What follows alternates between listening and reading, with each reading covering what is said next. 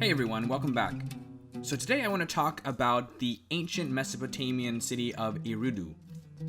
It's a settlement that most archaeologists and historians believe was the first city in the world. Now let's see exactly what that means. First, I want to give you a little bit of background. Around 6000 to 5000 BCE, the small farming settlements that dotted the banks of the Tigris and Euphrates rivers coalesced into towns, the larger of which became the world's first cities. These cities were believed to have been built by a group of people known as the Ubaid. Little is actually known about these people because they didn't leave any written records and they more or less disappeared or assimilated into succeeding Mesopotamian tribes and cultures. However, we believe that their first settlements consisted of clusters of reed-thatched roof huts that eventually evolved into sturdier, brick homes made from sun-dried clay. The settlement believed to have been the first large permanent one, hence the first city, was Eridu, founded sometime around 5400 BCE near what was then the mouth of the Persian Gulf.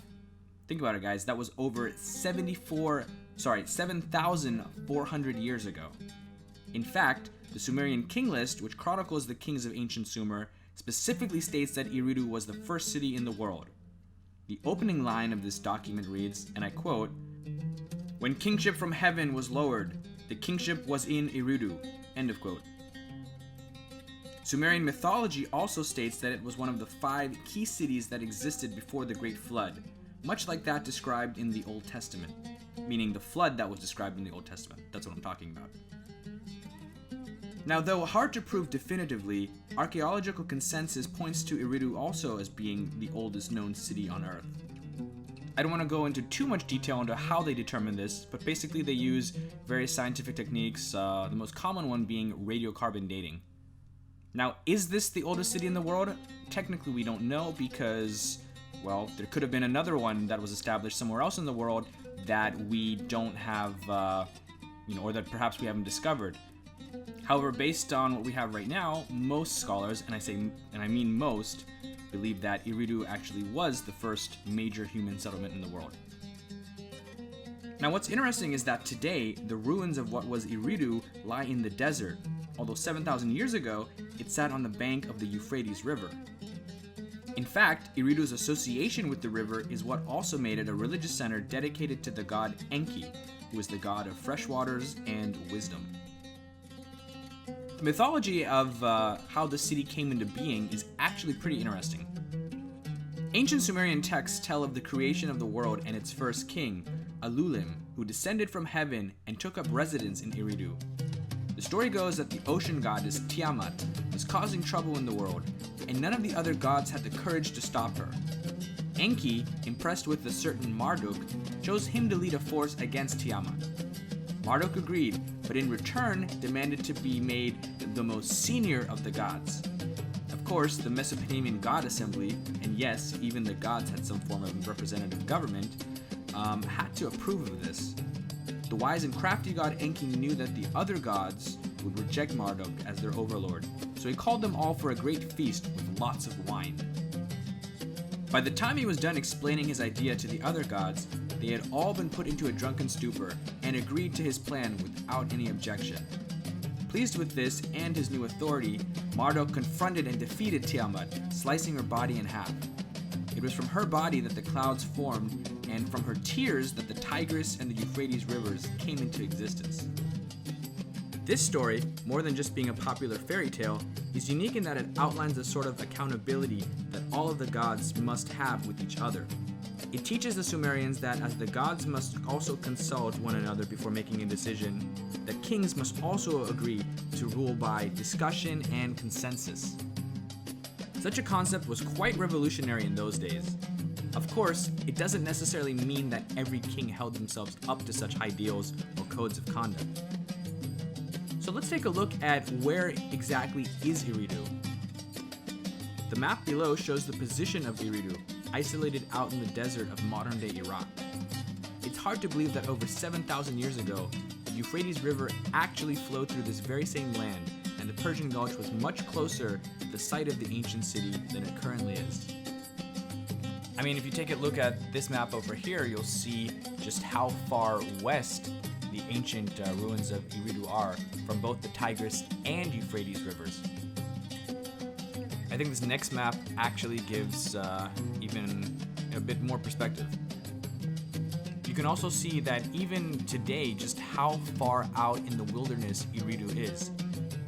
It also seems like the closest currently inhabited city is Nasiriyah. Other prominent Sumerian cities included Uruk, which some believe is actually the first city instead of Eridu, the city of Ur, which is just a few kilometers north of Eridu, and Lagash, Larsa, and Nippur in the northwest.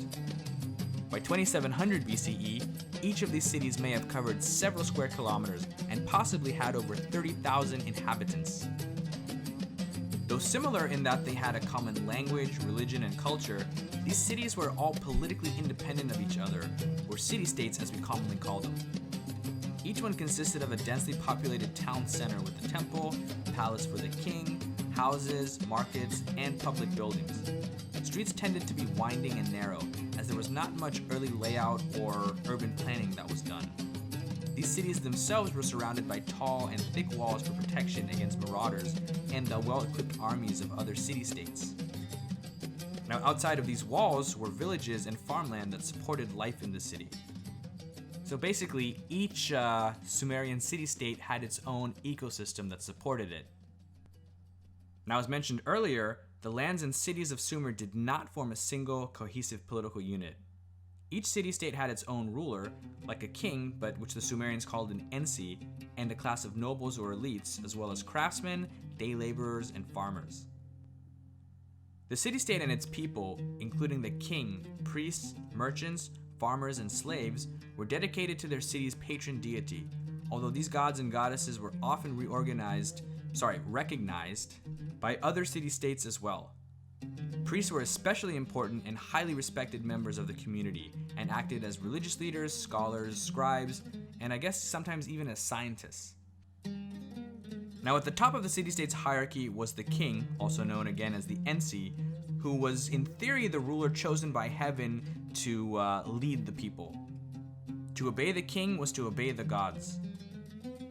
Now, supporting the king and the establishment were the nobles, many of whom were actually related to the king through marriage. The king had the dual role of being both the administrative as well as the religious head of the city-state. Although he was technically all-powerful, the king was nevertheless dependent on the support of the priestly class who conducted religious ceremonies and interpreted the stars for omens or signs from the gods. Though farmers were responsible for producing food for the city, other workers such as craftsmen produced household and luxury items. For example, carpenters built houses, furniture, and storage units, while weavers created cloth which was then sewn into clothing. Blacksmiths were also very important because they made primitive tools and weapons out of bronze. Though primitive by our standards, life in city-states of ancient Mesopotamia was not too different than what we'd experience in a city today. If you take away many of our modern technologies, mass transport systems, and for the most part an organized grid system, you'd pretty much have people scurrying about in urban space not too different from the modern metropolises of today. So I think that's all for now. Once again, thank you so much for stopping by the channel. I really appreciate it. If you have any questions or would like more information or just have anything, whatever's on your mind regarding this video, please feel free to leave something in the comments. I read them, I appreciate them because actually I learn a lot from you guys as well. If you found this video helpful, please hit that like button also because it really helps the channel out a lot. Thanks again, and I'll see you next time.